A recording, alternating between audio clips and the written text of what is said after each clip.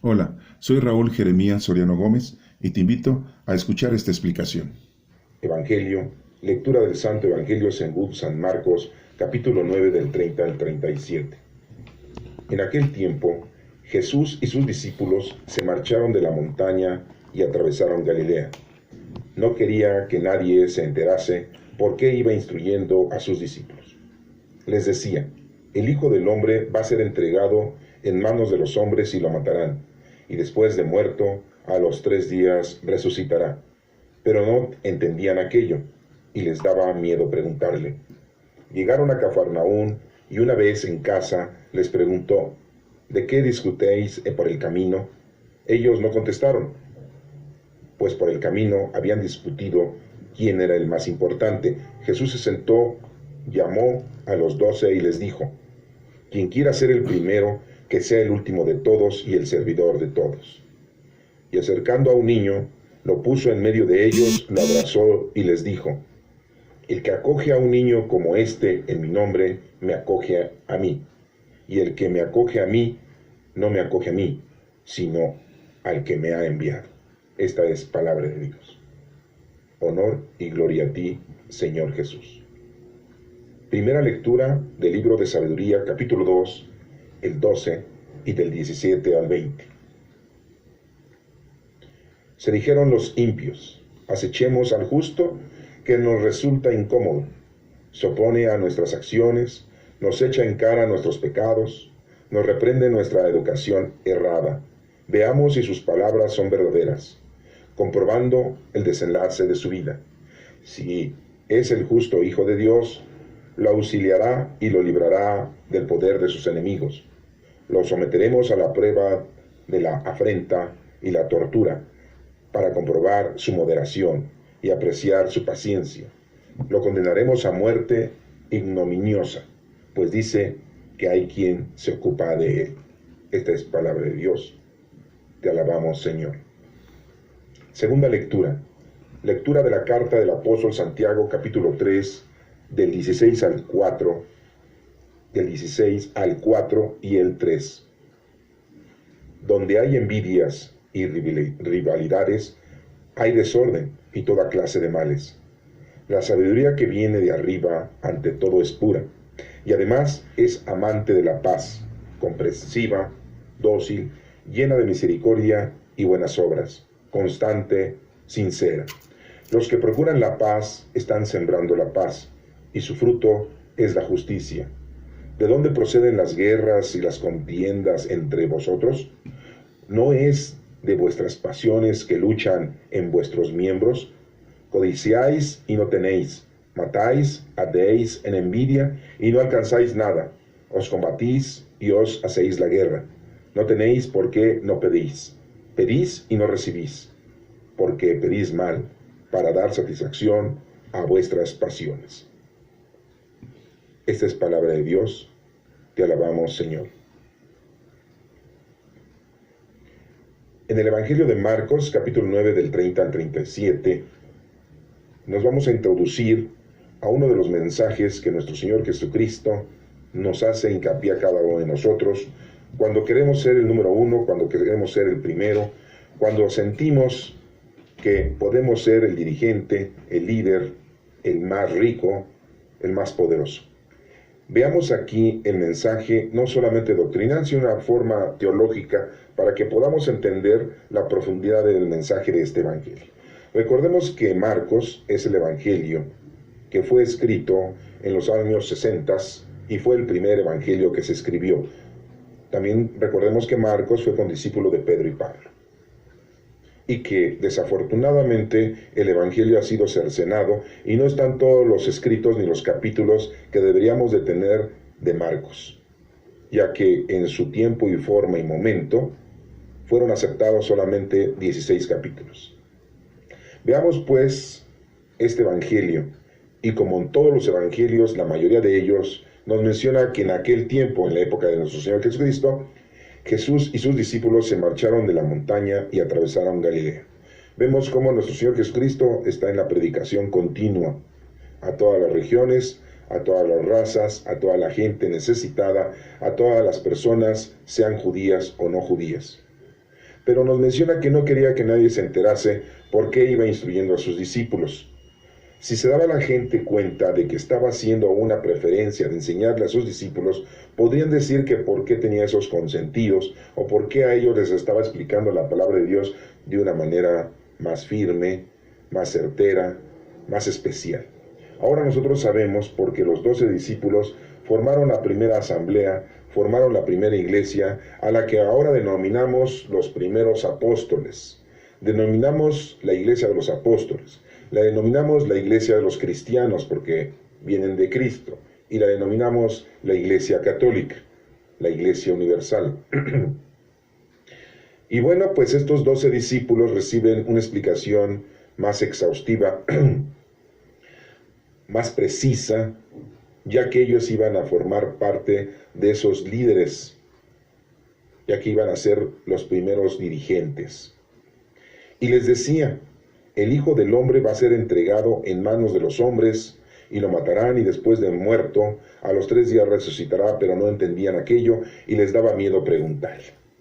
Todo esto pues nosotros ya lo conocemos, porque conocemos la historia de lo que le pasó a Jesucristo, el hijo de María y el hijo de José, allá en Jerusalén, que había nacido allá en Belén de Judá, en Belén de Judea, y que había nacido en un establo, en una cuevita, en un lugar quizá inhóspito, muy mal el lugar.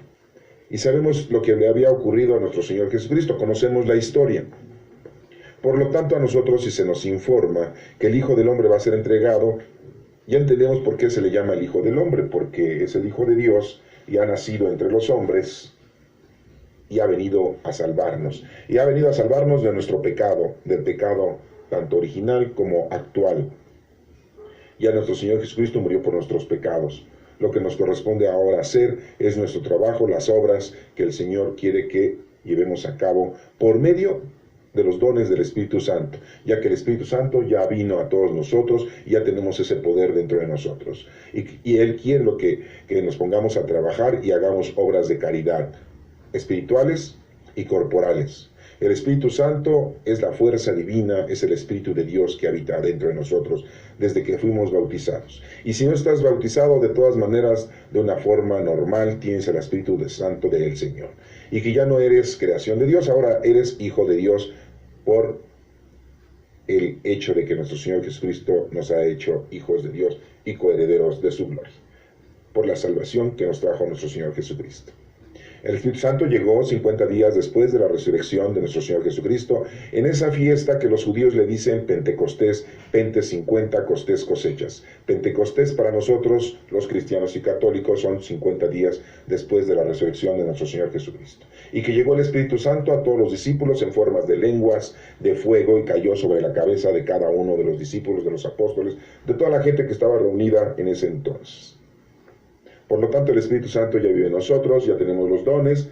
El Espíritu Santo nos ayuda a que cumplamos nuestro trabajo para el Señor. Que eso es lo que tenemos que hacer. Ya no nos debemos de preocupar por los pecados. ¿Por qué? Porque el Señor no nos va a preguntar qué pecados cometiste cuando tú te mueras, sino te va a preguntar qué fue lo que hiciste de trabajo con los dones y el poder que el Señor te ha dado.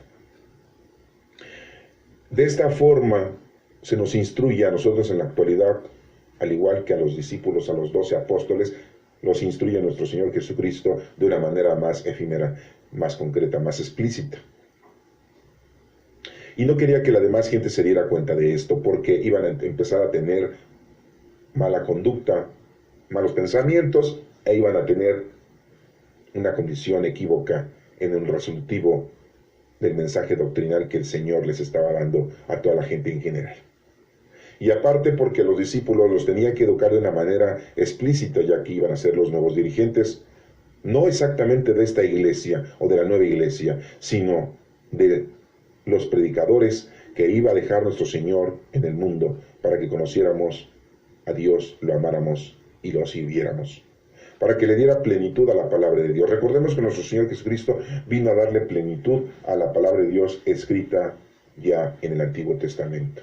Que nosotros, los cristianos, son 46 libros, y para los del canon breve son 39, y principalmente para los hebreos y judíos. Recuerden que hay 7 libros que no son aceptados por los hebreos y los judíos, y tampoco por el canon breve, por todas esas religiones o sectas creyentes que no aceptan 7 libros. Que en este momento no se los voy a mencionar, pero sí debemos de acordarnos que son 7 libros menos, por lo tanto son 39 para ellos, 46 para nosotros. En el Nuevo Testamento tenemos 27 libros y que esos son los que tanto los hermanos, como les dicen algunos que no son católicos, que no son cristianos, para los hermanos del canon breve, también tienen 27 libros. Y nos menciona aquí lo que le iba a pasar a nuestro Señor Jesucristo, y pues nosotros lo entendemos porque ya sabemos la historia. Que el Hijo del Hombre iba a ser entregado en manos de los hombres. Y eso lo vimos. Judas Iscariote formó parte de esta entrega, de que nuestro Señor Jesucristo fuera tomado preso por el Sanedrín, por los hombres, los soldados, y después lo fueron llevado a los sacerdotes, los fariseos y escribas, y ellos lo llevaron ante el gobierno estatal, que en aquel entonces era representado por Poncio Pilato, quien se lava las manos y la manda a azotar 70 azotes, que supuestamente esos eran los que le tenían que haber dado, pero le han de haber dado más, de regalo, y que después, por la presión del Sanedrín, de los sacerdotes de aquel entonces, que querían que lo crucificaran, Poncio Pilato se lava las manos y dice que bueno, pues lo manda a crucificar, pero que él se lava las manos y él no tiene nada que ver en ese juicio que están llevando a cabo los propios compatriotas, hermanos de raza de nuestro Señor Jesucristo, ya que debemos de entender que nuestro Señor Jesucristo pues era de la descendencia de David, tanto de María como de José, y fue mancillado, fue entregado por sus propios compatriotas, y en este caso el Sanedrín, Caifás, Anás y todos los fariseos y escribas que le tenían envidia por todo lo que hacía durante 3 años, los últimos 3 años de su vida. Y todo esto lo entendemos, y dice aquí que lo matarán y después de muerto a los 3 días resucitará. Sabemos que muere el viernes, a nosotros le decimos Viernes Santo, ¿sí? Es crucificado a las 12 del día y 3 horas dura en la cruz, vivo, y muere a las 3 de la tarde. Qué curioso el número 3, porque el número 3 significa poder. Y el número 3, aparte que vemos que es las 3 de la tarde, de las 3 a las 6 de la tarde, antes de que oscurezca, antes de que se acabe el día, nuestro Señor Jesucristo es bajado de la cruz. Entonces muere el viernes, ¿sí? Muere a la hora 9. Recordemos que los judíos primero es la noche y después el día. Y que empiezan a contar a las 6 de la mañana, empieza a contarse la primera hora, de 6 a 7 de la mañana es la primera hora, de 7 a 8 es la segunda hora, de 8 a 9 es la tercera hora. Y es la hora tercia para ellos, pero para nosotros ya son las 9. A las 10 de la mañana es la cuarta hora, a las 11 de la mañana es la quinta hora, y a las 12 del día es la sexta hora, es la hora sexta. A la 1 de la tarde es la séptima, a las 2 de la tarde es la octava, y a las 3 de la tarde es la novena. Es la hora 9 para los judíos, recuerden que ellos empiezan a las 6 de la mañana, y ya para nosotros pues ya son las 3 de la tarde del día. Por eso nosotros hacemos diferentes rezos litúrgicos, que son 7 horas litúrgicas, a la hora tercia, a la hora sexta y a la hora 9. 7 horas litúrgicas tenemos, la tercia, la sexta y la 9. Para el quien no sabe de lo que estoy hablando, pues posteriormente les haremos una explicación de las horas litúrgicas que tenemos diariamente que orar, que recordar, que cantar. A la hora que nuestro Señor Jesucristo, sí, es aprendido también. Pero bueno, esto se lo estoy mencionando para que también tengan ustedes una tarea de investigación. Nuestro Señor Jesucristo muere a las 3 de la tarde el viernes. El sábado son 2 días. Estamos contando los días de luz solar, no estamos contando días de 24 horas, porque dirían ustedes, nuestro Señor Jesucristo muere a las 3 de la tarde el viernes, a las 3 de la tarde del sábado serían 24 horas, sería un día, y no, ya es el segundo día porque ya salió el sol. Muere a las 3 de la tarde cuando hay sol. El sábado hay sol 2 días, y el domingo hay sol 3 días, y no necesariamente hasta las 3 de la tarde, sino al alba. En el primer momento de amanecer del domingo, ya nuestro Señor Jesucristo resucita. Y entonces entendemos esta lectura cuando nos menciona que el Hijo del Hombre va a ser entregado en manos de los hombres y lo matarán, y después de muerto, a los 3 días resucitará. Recordemos la lectura que nos menciona que nuestro Señor Jesucristo mueve la piedra, se quita las vendas, sale caminando, y en ese momento llega una de las mujeres que lo iba a embalsamar, ya que no lo pudo embalsamar el propio viernes cuando había muerto y a las 6 de la tarde, porque como ya empezaba el sábado a las 6 de la tarde para nosotros, pero para ellos ya empezaba el sábado, y en el sábado no puedes hacer ningún trabajo, ya que se respeta el séptimo día, el sábado. Acuérdense que para los judíos el sábado es el séptimo día. Nosotros decimos que el séptimo día es el domingo, los cristianos, pero para los judíos es el séptimo día, es el sábado, y no pueden hacer ningún trabajo. Lo tienen que respetar, es el día del Señor. Por eso no embalsamaron a nuestro Señor Jesucristo el viernes antes de las 6 de la tarde, no les dio tiempo. Él lo iban a embalsamar hasta el domingo, ¿sí? Hasta que pasara el sábado. Dirán ustedes, ¿por qué no empezaron a embalsamarlo el sábado en la tarde-noche, que para ellos ya sería la noche del domingo, y que es para nosotros la noche del sábado? Pues porque era oscuro y antes no había luz eléctrica y tendrían que haber llegado con antorchas, y las mujeres eran los que, en este caso, las mujeres iban a embalsamar a nuestro Señor Jesucristo. En otros casos había hombres destinados a embalsamar a nuestro Señor Jesucristo, pero al haber sido un reo de muerte y haber estado ya sepultado, tenían que pedir permiso para mover la piedra, que era muy pesada, porque no era una piedra pequeña, no era una piedra de 20 kilos para poderla rodar, y aparte estaba amarrada. Tenían que pedir permiso, tenían que pedir ayuda para poder mover la piedra, las mujeres que querían embalsamar a nuestro Señor Jesucristo. ¿Y quién más quería embalsamar a nuestro Señor Jesucristo? Sí, todos los hombres, todos los discípulos estaban escondidos por miedo a los judíos de que también los fueran a prender.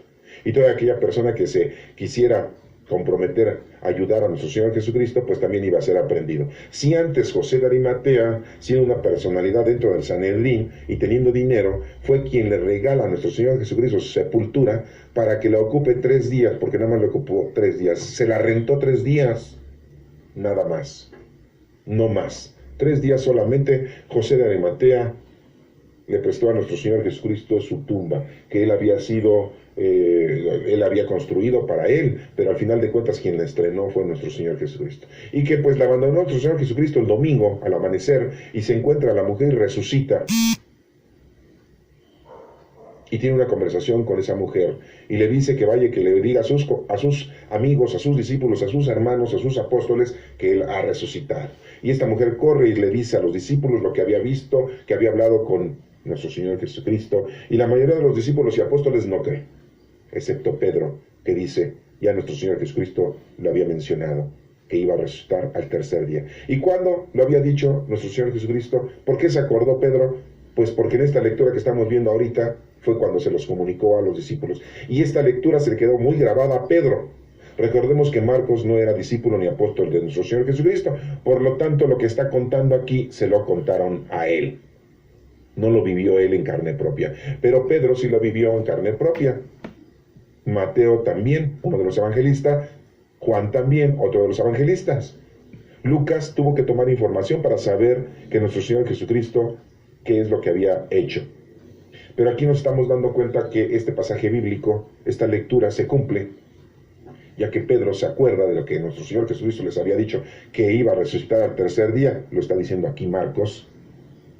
Y Pedro estaba escuchándolo en ese momento y se acuerda cuando nuestro Señor Jesucristo resucita, y cuando esa mujer va y le dice, hermanos, Pedro, nuestro Señor Jesucristo, el Maestro, el Rabí, ha resucitado. Y muchos no creyeron, pero Pedro sí creyó y les dijo, ya lo había dicho nuestro Señor Jesucristo que iba a resucitar al 3er día. Y como les digo, son días de luz, no días de 24 horas, porque si empezamos a hablar que el viernes a las 3 de la tarde nuestro Señor muere, a las 3 de la tarde el sábado sería un día, a las 3 de la tarde el domingo serían 2 días, el lunes a las 3 de la tarde serían 3 días de 24 horas, pero no estamos hablando días de 24 horas. Entonces dirían, entonces nuestro Señor Jesucristo resucitó el día lunes, y no, sería una equivocación nefasta. Estamos hablando de que nuestro Señor Jesucristo resucita al 3er día, cuando hay luz. ¿Y por qué de día? Porque el día significa la vida, significa Dios, significa la luz del Espíritu Santo. Y la noche significa la oscuridad, significa el pecado. significa la equivocación y el mal. Todo esto tiene un significado. El Hijo del Hombre va a ser entregado en manos de los hombres y lo matarán, y después de muerto, a los 3 días resucitará. Pero no entendían aquello y les daba miedo preguntarle. Los mismos discípulos les daba miedo preguntarle: oye, a ver, explícanos, ¿nos puedes decir cómo es eso de que te van a matar? ¿Y por qué te van a matar? ¿Con qué juicios te van a hacer? ¿Cuáles son las acusaciones que te van a hacer? Podrían haberle dicho a nuestro Señor Jesucristo. ¿Y por qué tanto eso de matar? A lo mejor pues te pueden apedrear, te pueden encarcelar, pero matar. Y después dices que después de muerto vas a resucitar. Pues nadie ha resucitado. Sabemos que Elías, no encontramos su cuerpo y no sabemos que se haya muerto. Se nos dice que fue arrebatado por una carreta de fuego y se le fue llevado al cielo. Y que por ahí en la actualidad nosotros ya decimos que posiblemente, muchos estudiosos dicen que una nave espacial extraterrestre vino por Elías y se lo llevó. Tampoco encontraron el cuerpo de Moisés. Tampoco encontraron el cuerpo de Enoc. Y entonces, pues ellos se daban cuenta de que nadie había resucitado antes. Entonces no entendían de qué estaba hablando nuestro Señor Jesucristo. ¿Cómo que resucitar? Resucitar es volver a la vida. Si nadie lo habían visto que hubiese resucitado. Excepto, sabemos que por ahí, en la danza, el andar de nuestro Señor Jesucristo con sus discípulos, encontramos que en una ocasión resucita a Lázaro. ¿Se acuerdan de ese evangelio? Pero Lázaro resucitó y volvió a morir. En algún tiempo después, no crean que siguió viviendo eternamente con ese cuerpo. También el hijo de Naín resucita. Nuestro Señor Jesucristo lo resucita. Y vemos así como ciertas personalidades que se nos evangelizan en las Escrituras nos mencionan que las personas han resucitado, pero no de la forma que estaba hablando nuestro Señor Jesucristo de resucitar a la vida eterna. Y pues no le entendían. Ahorita nosotros lo estamos entendiendo, porque esto ya es una historia para nosotros, pero para ellos era una profecía. Apenas se iba a cumplir. Y dicen que les daba miedo preguntarle a nuestro Señor Jesucristo. Y nosotros en la actualidad tenemos ese mismo miedo. No le preguntamos a nuestro Señor Jesucristo sobre las cosas que están ocurriendo, que van a pasar, que han pasado. Recordemos un hecho muy importante. No te debes de preocupar por el pasado, porque entonces no sirves para el presente. Y no te debes de preocupar por el mañana, sino debes de vivir el presente, el hoy. Y aquí nos dice, pero no entendían aquello y les daba miedo preguntarle. Entonces llegaron a Cafarnaún. Cafarnaún era el lugar en donde Pedro vivía, en donde Pedro pescaba, en compañía de Andrés, su hermano, y por ahí cerca estaba Santiago y Juan, que eran los que arreglaban las redes. No eran pescadores, pero eran arregladores de las redes, que ya vimos esos significados, ¿sí? Una cosa es quién arregla la doctrina, la palabra de Dios, y otra es quién la ejecuta, como Pedro y Andrés, que son los que llevan a cabo la evangelización y la atracción de todos aquellos ignorantes y pecadores que están alejados de Dios. Y por eso Pedro es el primer papa. Pero eso ya lo hemos visto en otras lecturas. Y aquí nos menciona que llegan a Cafarnaún y una vez en casa les preguntó de qué discutían en el camino. Aunque nuestro Señor Jesucristo ya sabe de qué discutimos en toda nuestra vida. Andamos discutiendo toda nuestra vida en muchas cosas. ¿En qué discutimos en nuestra vida? Discutimos en las situaciones problemáticas de nuestra familia. De toda índola. De padres a hijos, de hijos a padres.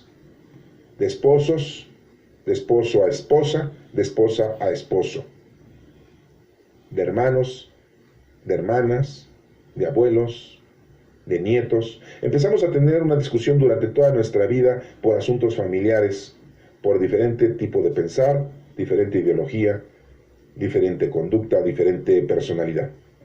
Pero también empezamos a discutir o a tener problemas porque tenemos dinero o porque no tenemos dinero. Porque tenemos trabajo o no tenemos trabajo. O porque queremos nosotros ser un profesionista X y no logramos ser ese profesionista X. O queríamos tener el trabajo X y no tuvimos ese trabajo. Y toda nuestra vida nos pasamos con esas preocupaciones, con esas discusiones, en familia, en amistades, en sociedad. en países, y los países pues sabemos que están divididos todos internamente y externamente. Tenemos fronteras. Ahorita vemos lo que está pasando allá en Siria y que están huyendo por la guerra civil que tienen ahí, y algunos países le están dando asilo a mucha gente y otros países no. Y hay una discusión de ayuda, pero también la gente desesperada por quitar el poder a ese gobernante nefasto provoca situaciones conflictivas, al igual que ese gobernador nefasto de Siria, que provoca situaciones conflictivas y de discusión, de envidia, de soberbia, de poder. Entonces vemos cómo aquí también nos pasa a nosotros lo mismo, y el Señor nos puede preguntar: ¿de qué vas discutiendo toda tu vida, hermano? ¿Cuál es tu problema? ¿Cuál es tu preocupación? ¿Qué es lo que debemos nosotros? Venimos a conocer, amar y servir a Dios, y tú has venido aquí a todo menos a eso. Si eres un niño y un joven, pues tienes la oportunidad de llevar a cabo este menester: conocer, amar y servir a Dios, y estás en edad idónea para llevar a cabo este menester. Pero desafortunadamente no nos enseñan nuestros padres a amar a Dios. Nos enseñan a amar a la familia, amar nuestros estudios, amar nuestro trabajo, amar a nuestras amistades, amar a nuestras situaciones de gusto, que son muy lícitas, dice la sociedad. Pero a lo que venimos es a conocer, amar y servir a Dios. Y te vuelves una buena persona, te casas, tienes hijos, trabajas, tienes tu dinero, te compras tu casa, tu coche, tu vestido, te vas a pasear, pero has dejado a un lado el conocimiento de Dios, el amor a Dios y el servicio a Dios. Hay quienes se dedican a la vida religiosa y sacerdotal de una manera o de otra manera, y conocen a Dios, lo aman y lo sirven. Y algunos de ellos, a pesar de que conocen a Dios, a pesar de que lo aman a Dios, no le sirven correctamente. O nada más conocen a Dios, pero no lo aman. Y si no lo aman es que no lo conocieron perfectamente. Lo vieron de una manera superficial o doctrinal, simple y llanamente, y no quisieron ejecutar. Y es un mensaje para nosotros, que debemos de tener mucha conciencia de que debemos de conocer bien a Dios, amarlo y servirlo desde nuestra niñez, pero nuestras familias no nos enseñan a hacer eso. Nos obligan a ir a misa, nos obligan a rezar el rosario, nos obligan a confesarnos, a comulgar, pero no nos enseñan perfectamente qué es la palabra de Dios, y no nos dan ninguna indicación, porque ellos mismos no la conocen. Y todo el credo viene de tradición en tradiciones, de generación en generación. Y los católicos, y la mayoría de los católicos, no conocen su religión, no conocen la palabra de Dios, no conocen la doctrina de Cristo, e inventan religiosidades, escapularios, fetichería, santería, adoración a los santos, a los ángeles, a nuestra propia Santísima Virgen. Y empezamos a tener equivocaciones continuas durante toda nuestra vida, y cuando tenemos una capacidad o un momento de recato o un tiempo para poder conocer la palabra de Dios, nos damos cuenta que hemos estado equivocados durante toda nuestra vida, teniendo acciones equívocas con respecto al credo, porque nuestros padres no nos enseñaron. Entonces lo principal es que aprendamos, que conozcamos perfectamente a Dios para poderlo amar y servir, y así podamos enseñárselo a nuestros hijos. Y si eres una persona adulta que ya has hecho una vida y que ya la has hecho o deshecho, y ahorita todavía estás escuchando esto, pues tienes la oportunidad de recapacitar, de pedir perdón, incorporarte al servicio del Señor y empezar a trabajar los últimos años que te queden de vida. Y ya deja a un lado la vida terrenal y mundana, de toda índole, ¿eh? Porque muchas veces piensan ustedes que le podemos dedicar al Señor unos minutos al día en oración, una hora de estudio a la palabra de Dios, y a lo mejor haces una obra de caridad dándole un dinero a una persona o regalándole un suéter a una persona, y ya crees que todo eso es suficiente, ¿no? El trabajo del Señor que te ha puesto a ti es un trabajo muy formal, es un trabajo muy rendidor, y no lo reditúes en una sola acción que quizá tú pienses que es lo suficiente. Entonces recordemos, si ya estamos grandes, pues démosle prontitud a nuestro trabajo. Y si somos niños y jóvenes, pues es el tiempo adecuado para conocer, amar y servir, pero de una manera perfecta. Pidámosle al Espíritu Santo que nos abra nuestra mente, nuestro corazón, nuestra conciencia para que podamos ser perfectos, luchar por esa perfección en el trabajo, perfectos en el trabajo y hacer nuestro trabajo que nos corresponde. Aquí nos menciona que de qué discuten en el camino.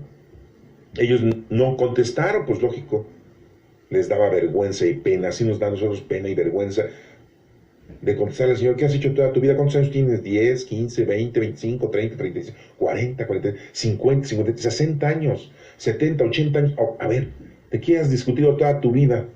¿De qué? ¿Qué has hecho toda tu vida? ¿En qué te has dedicado? En las cosas mundanas y terrenales, y no en las cosas del Señor. Por eso te ha ido mal, por eso estás mal, por eso no has sido feliz, por eso estás equivocado, por eso ahorita ya te está entrando el miedo y quieres conocer a Dios. Ya tienes temor de morirte. El Espíritu Santo te está moviendo dentro de tu corazón para que recapacites y te adentres en el trabajo del Señor. No le contestaron, pues por el camino habían discutido quién era el más importante. En eso nos pasamos toda nuestra vida, de quién es el más importante. Así nos la pasamos toda nuestra vida.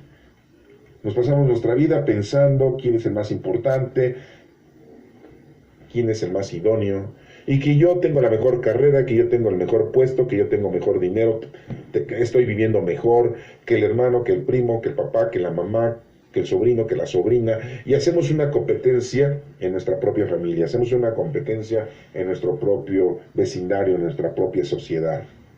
Y tenemos más, y queremos más, y más, y más, y tenemos lujos, y decimos: bueno, pues yo lo he trabajado, merezco tener este lujo. Yo me pregunto, ¿quieres conocer a Dios y conocer a nuestro Señor Jesucristo? ¿Nuestro Señor Jesucristo tenía lujos? ¿Él tenía un medio de transporte como lo tienes tú? No. ¿Él tenía una casa propia como la tienes tú? No. ¿Él tenía vestido de lujo como lo tienes tú? No. ¿Él tenía comidas exuberantes en grandes lugares como lo tienes tú? No. ¿Él se paseaba y viajaba y disfrutaba la vida? No. Pero tú vas a decir: bueno, es que era nuestro Señor Jesucristo. Jesucristo vino para eso, para enseñar. Ah, bueno, pero Él nos está diciendo que así hay que ser. El que quiera tomar su cruz, que me siga. El que quiera perder su vida, pues no me siga. El que quiera ganar su vida y perderla por mi culpa, la va a ganar. Así nos menciona el mensaje de la Sagrada Escritura de nuestro Señor Jesucristo. Entonces, ¿por qué tú debes de tener o por qué tú tienes lo que nuestro Señor Jesucristo, que nuestro Señor Jesucristo nunca trabajó? Él estuvo trabajando de carpintero, igual que su padre José. Y no nos menciona que haya vivido de lujo. Dirán ustedes: pues es que era maletón en su carpintería, no tenía buen trabajo. No. Porque eso no es lo importante en esta vida. Venimos a esta vida y estamos un tiempo muy corto. Hay gente que se muere de niño, hay gente que se muere de joven, hay gente que se muere de adulto joven, pero hay gente que sí dura un poco más.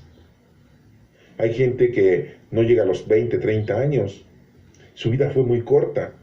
Si 50, 60 años es muy corta, 70, 80 años es muy poco tiempo. Entonces, ¿cómo podemos decir que venimos aquí a disfrutar? Porque muchos dicen: la vida es una, disfrútala, gózala. Como los jóvenes dicen, la noche es joven. A las 6, 7 de la noche o 9 de la noche dicen: la noche es joven. 1, 2, 3 de la mañana dicen: bueno, pues la noche todavía tiene un rato más.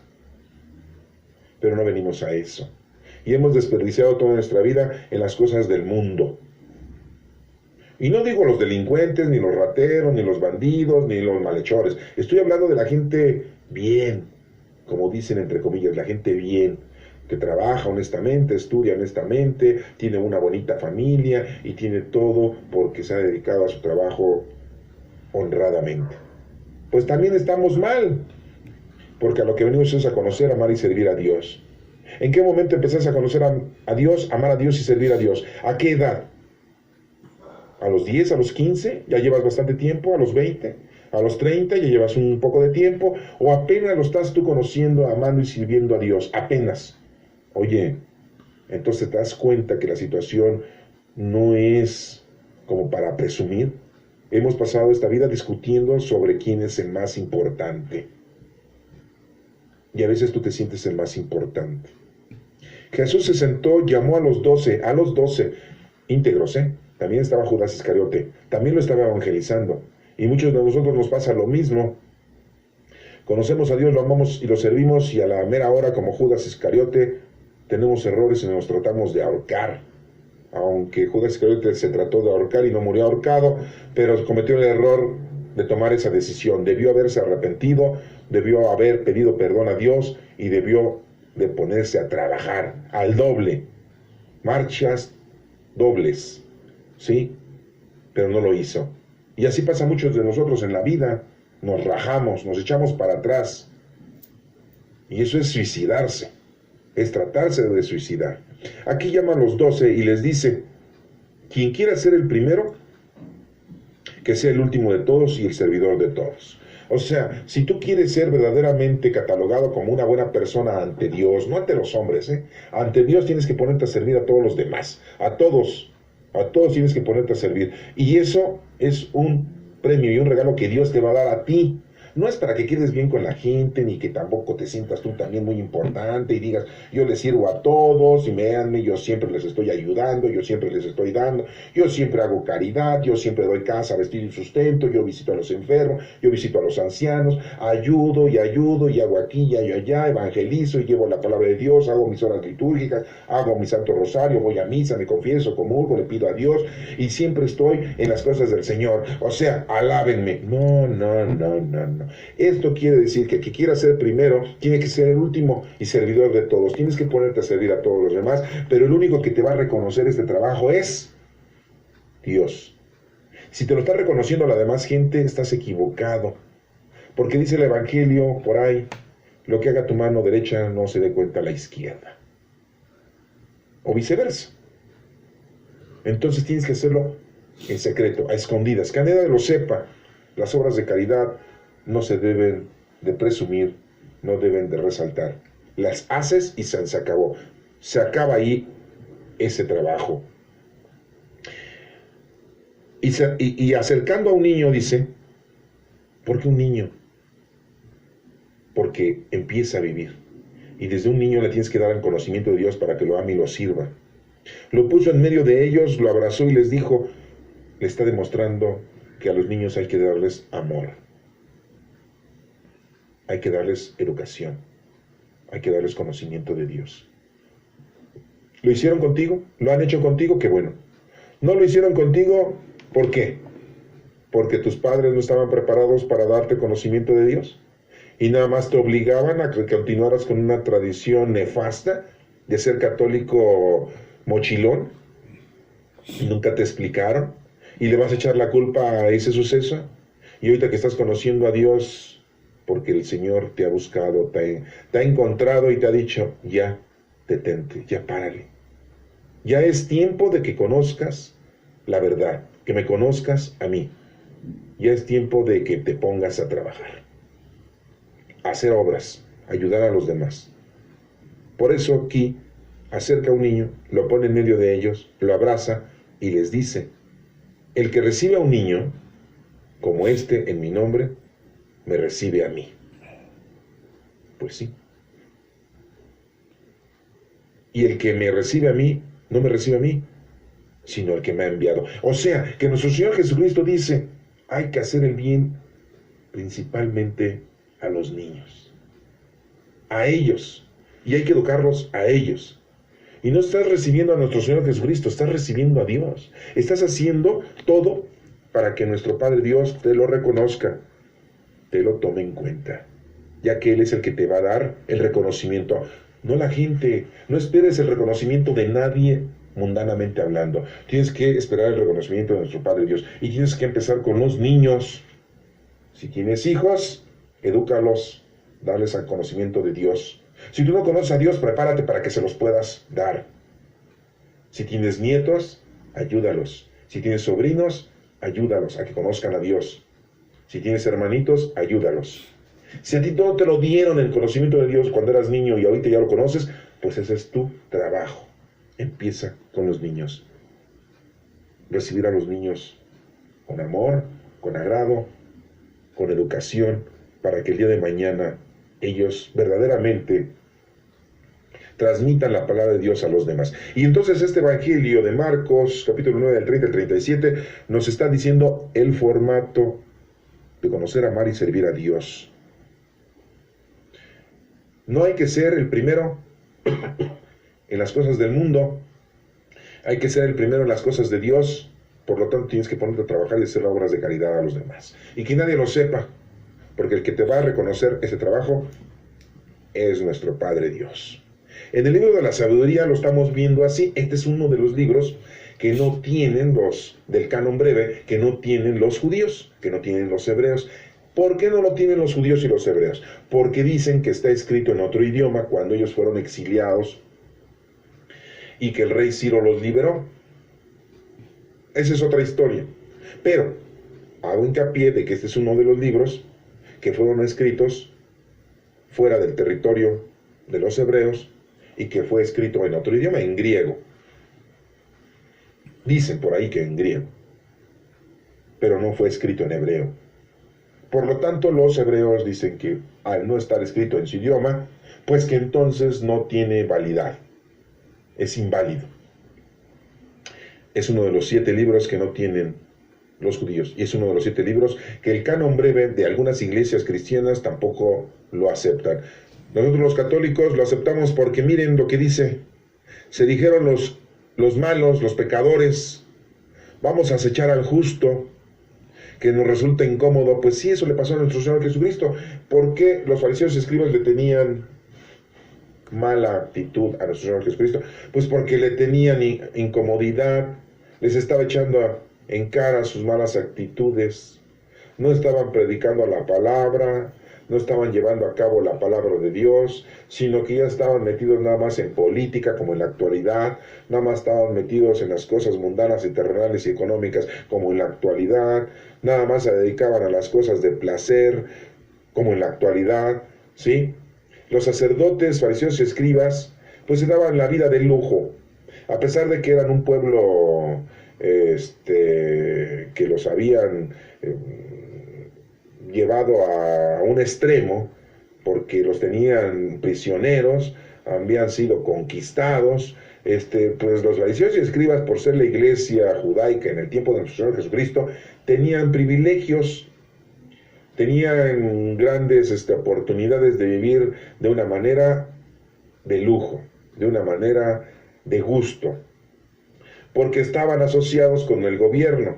El gobierno romano había tenido un pacto con el Sanedrín diciéndoles: si tú controlas a tu pueblo mediante tu ideología y religiosidad, pues entonces estás bien conmigo, yo te voy a dar permiso, yo te voy a acceder a todo lo que tú me pidas. Y entonces los fariseos y los escribas pues tenían un contacto asiduo con el gobierno romano, y pues había una componenda ahí, y estaban en un acuerdo continuo, y ellos obligaban a su pueblo a que tenían que pagarle tributo al César, a que tenían que obedecer a los romanos, porque habían sido conquistados, y que no se levantaran en armas, y que se controlaran y se apaciguaran. Pero por lo tanto los fariseos y escribas pues recibían varias consideraciones de parte del gobierno romano, por medio de entonces el gobernador Poncio Pilatos.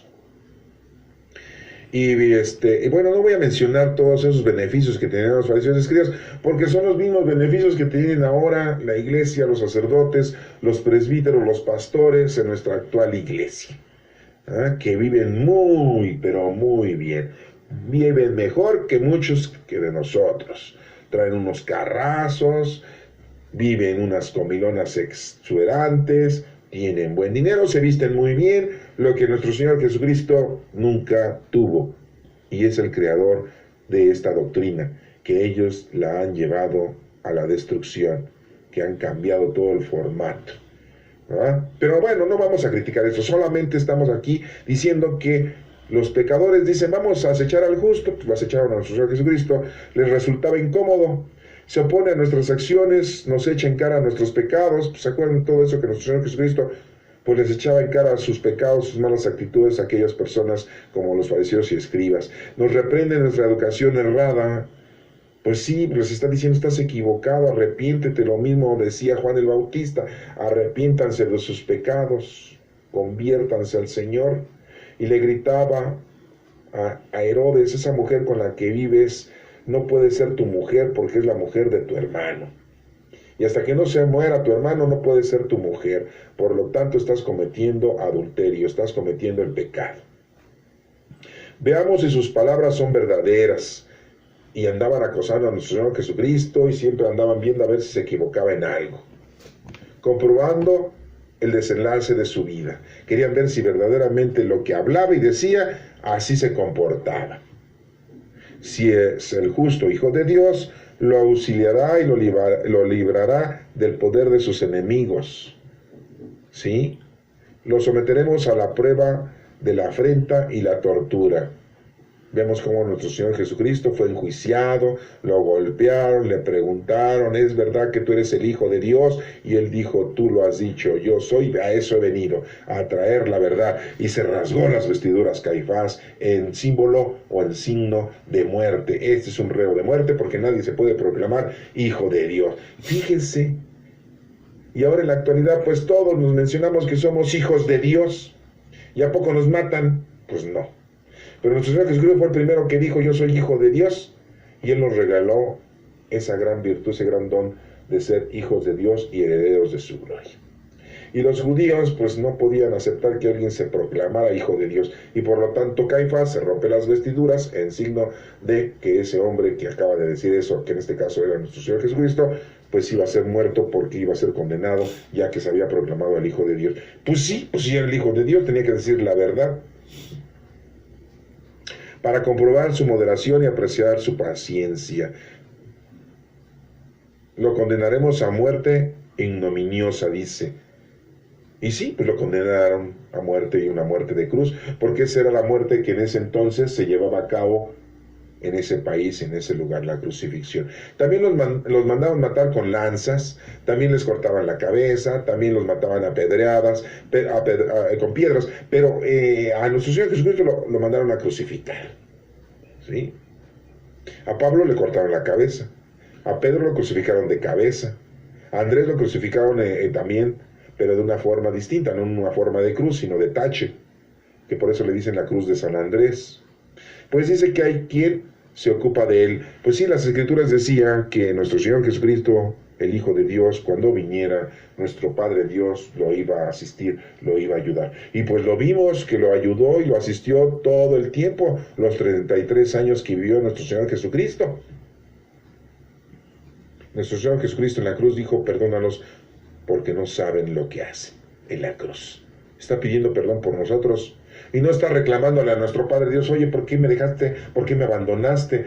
¿Se acuerdan de esas palabras? No las voy a explicar ahorita, pero son las 7 palabras, o 7 frases, o 7 oraciones que dice nuestro Señor Jesucristo. Padre, ¿por qué me has abandonado? Ustedes van a decir, ya le está reclamando a nuestro Padre Dios porque lo abandonó. No. Pero no las vamos a explicar ahorita porque no es el tema. Ya próximamente se las vamos a explicar. Pero por el momento quiero recordarles a ustedes que nuestro Señor Jesucristo sufrió una muerte indigna. Y bueno, esto dice el libro de sabiduría y nos da mucha sabiduría porque todo esto le ocurrió a nuestro Señor Jesucristo. Era una palabra profética. ¿Se dan cuenta cómo debemos de aceptar este libro de la sabiduría? Ya que el canon breve no lo acepta, las religiones, algunas religiones no lo aceptan y los judíos no lo aceptan. ¿Por qué? Porque dice que está escrito en otro idioma. Pues ¿cómo podían escribir en el mismo idioma hebreo si se les prohibía escribir cuando eran conquistados?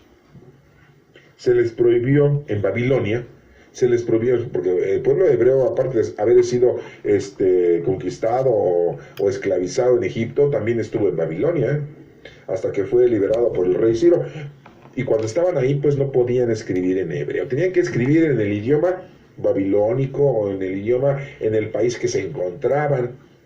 Los obligaban a olvidarse de sus creencias, a olvidarse de su idioma, a olvidarse de sus tradiciones, de sus conductas.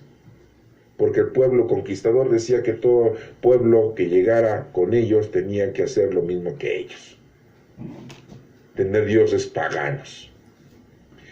Vamos a leer la lectura de la carta de Santiago, capítulo 3, del versículo 16 hasta el capítulo 4, versículo 3. Dice, donde hay envidias y rivalidades, hay desorden, pues sí. Y así nos hemos pasado discutiendo toda nuestra vida con envidias o con rivalidades, entre pareja, entre esposo y esposa, entre padres e hijos, hijos y padres, hijas y madres, madres e hijos. Siempre hay rivalidad, hay envidias.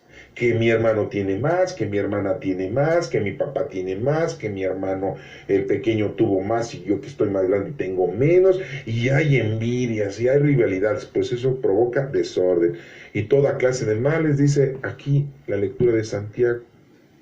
La sabiduría que viene de arriba, o sea, la que viene de Dios, ante todo es pura, pues es la más perfecta, y además es amante de la paz. Si hay paz en una familia es que hay sabiduría. Es comprensiva, la sabiduría de Dios es comprensiva, dócil. Entonces, si tú tienes paz, eres comprensivo, eres dócil, pues entonces estás actuando con la sabiduría de Dios. Si tienes misericordia y tienes buenas obras, eres constante en las cosas del Señor y eres sincero, pues entonces la sabiduría de Dios se hace presente.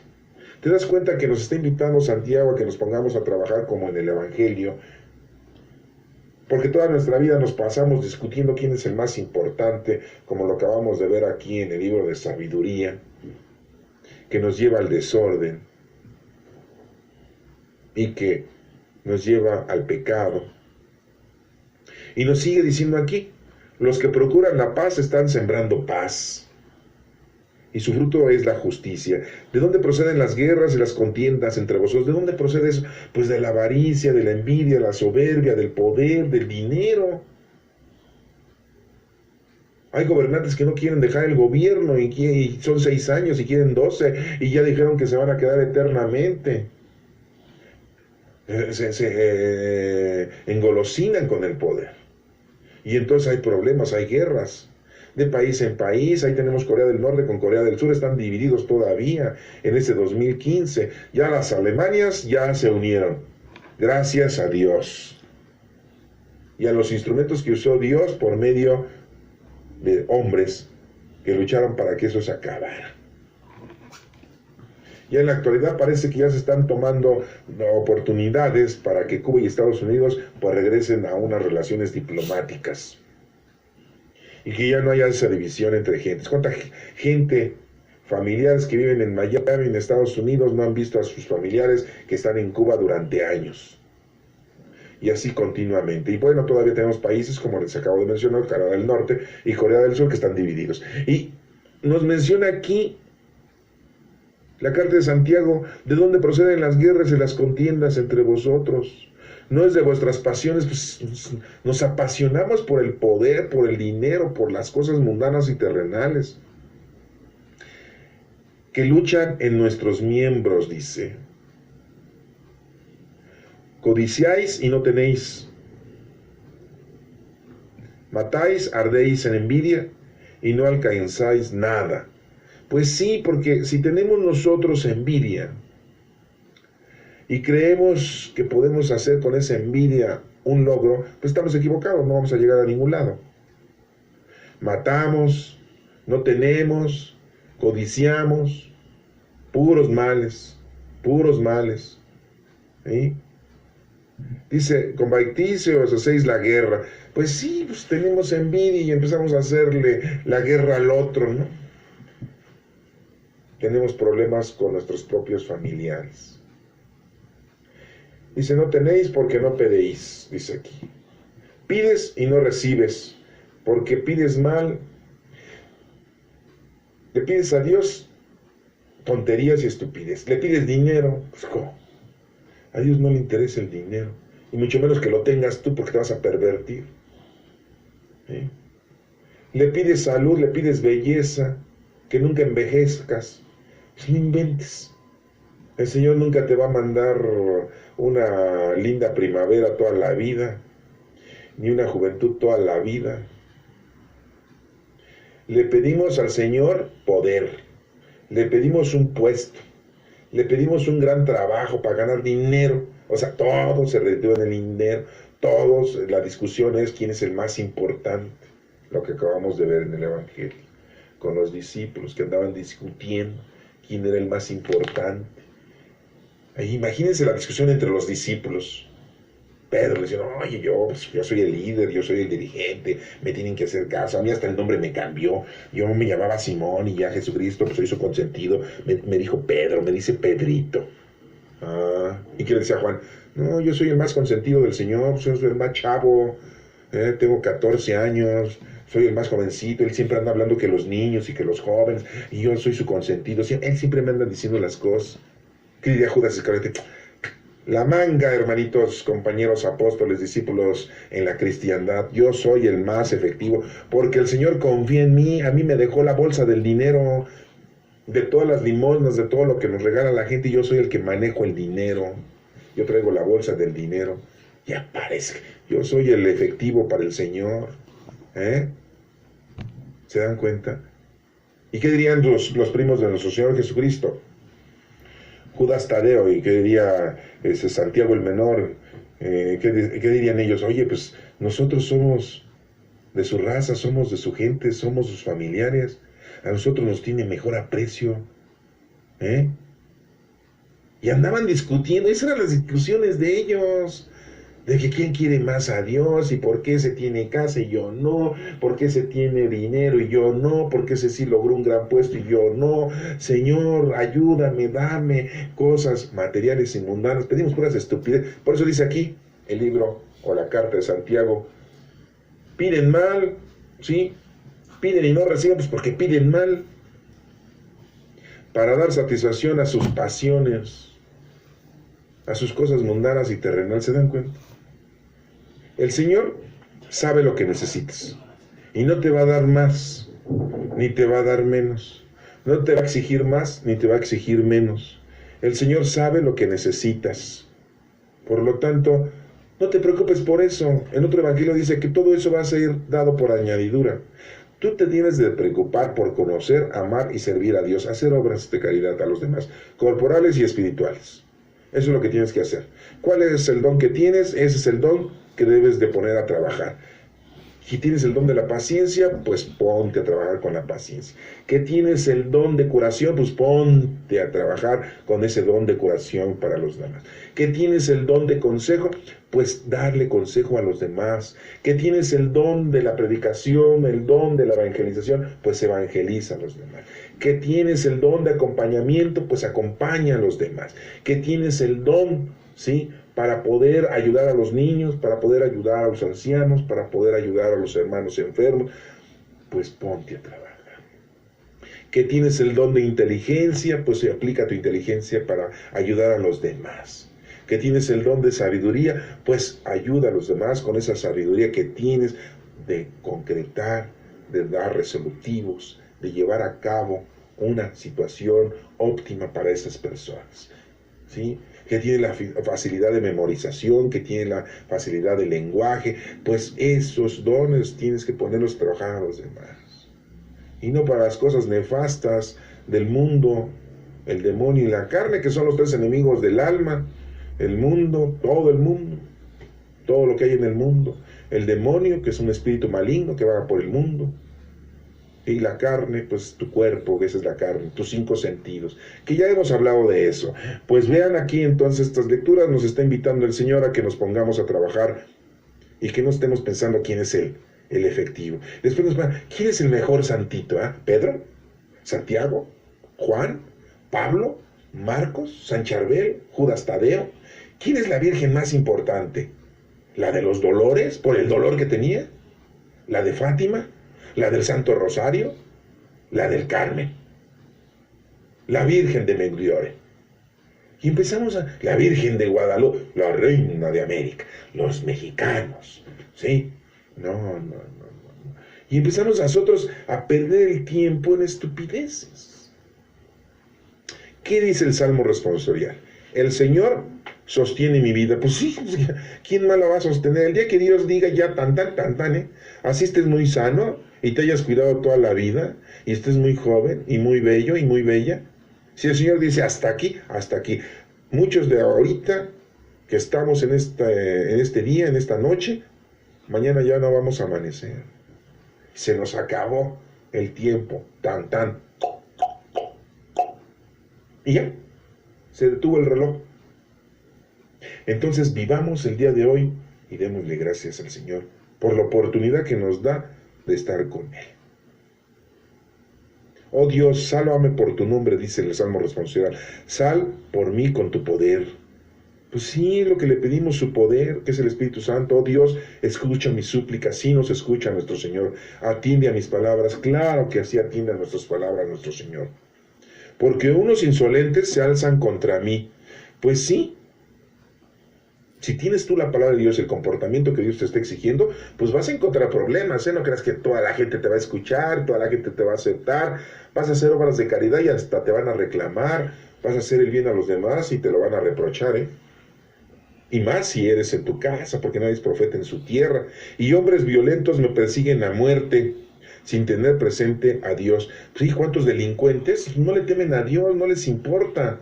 Sí, mancillan las iglesias, matan a los pastores, matan a la gente noble, a la gente sencilla, la asesinan, y eso ha existido durante todo el género humano, desde que existe el género humano. Siempre los malos andan matando a los buenos. Sí, dice, ¿por qué lo mató? Si era una persona buena, dedicada, era una persona estudiosa. Sí, lo asesinó a ese gran doctor, lo asesinó, le cortó la cabeza, le cortó sus miembros, lo secuestraron, pobre doctor, era una eminencia, había inventado la medicina, una gran vacuna, y ese mendigo que ni estudió la primaria, mató a ese gran médico. Así pasa, no es su invento, son cosas ciertas, ¿sí? Eso está pasando en la vida, y ha pasado, y va a seguir pasando, mientras no haya que esas personas conozcan a Dios. Pero Dios es mi auxilio, el Señor sostiene mi vida. Te ofreceré un sacrificio voluntario. Claro, nuestro Dios es nuestro auxilio. Él es el único que sostiene nuestra vida, como les acabo de mencionar. Ahorita estamos aquí escuchando la palabra de Dios. Mañana, quién sabe. Te ofreceré un sacrificio voluntario. Todos los días hay que ofrecerle al Señor nuestro sacrificio de hacer algo por Él, para Él, con Él y en Él, dando gracias a tu nombre, que es bueno. Siempre hay que darle gracias a Dios. Al Señor no hay que estarle pidiendo, hay que tocarle para darle gracias, hay que tocarle para decirle, Señor, continúa conmigo, lléname del Espíritu Santo y de sus dones para que yo siga trabajando en tu nombre. Hay que estar así, pero no estar pidiéndole tonterías y estupidez. ¿Quién es el más importante? Señor, ¿por qué hay guerras? Señor, ¿por qué hay enfermedades?